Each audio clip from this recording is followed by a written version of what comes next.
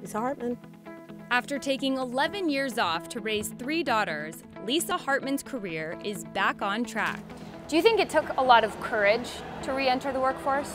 You know, I think everyone, and maybe especially women, we have our doubts and we have our, we call them gremlins on your shoulder that eat at you, and a big part of that makes you stop and say, can I go back? Do I have what it takes to go back and compete in today's workplace? She says her comeback is all thanks to JP Morgan's re-entry program, which she participated in last year. The bank's paid initiative is aimed at experienced professionals who have at least a 2-year gap in their resume. So a big part of this restructuring was aimed at kind of fixing that. Lisa, for example, spent 17 years moving up the ranks at U.S. Trust. Throughout the course of 18 weeks, participants are introduced to top executives and caught up on everything from terminology to corporate culture. For those of us challenged in the world of Excel, we were able to get up to speed again on Excel and PowerPoint, things like that. Outlook. Emails. Emails. We barely used emails for clients, 12 years ago. That's true. So, everything truly has changed. After a few months of training, a majority of the participants receive full-time job offers. But JP Morgan's program, one of many on Wall Street, is not just about boosting diversity numbers. Women like Lisa, who is now Executive Director of Reputation Risk at the firm, represent an increasingly important demographic in the shrinking labor market.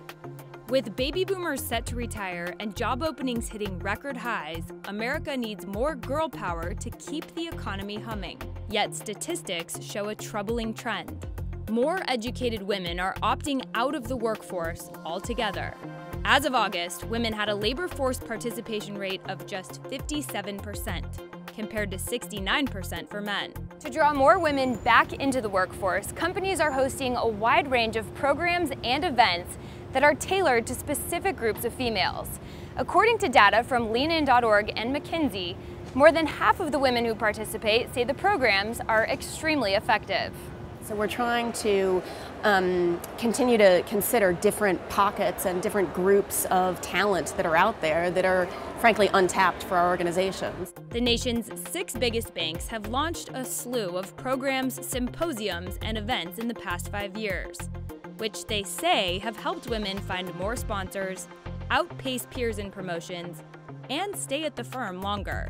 But according to the McKinsey and Lean-In data, what they haven't done is put women on a clear path to leadership roles. Are women moving up the pipeline as fast as they should be?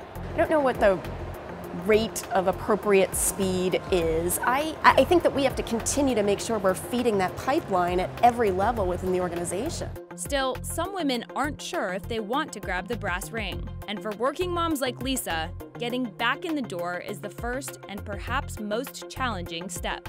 You re-enter at a different place.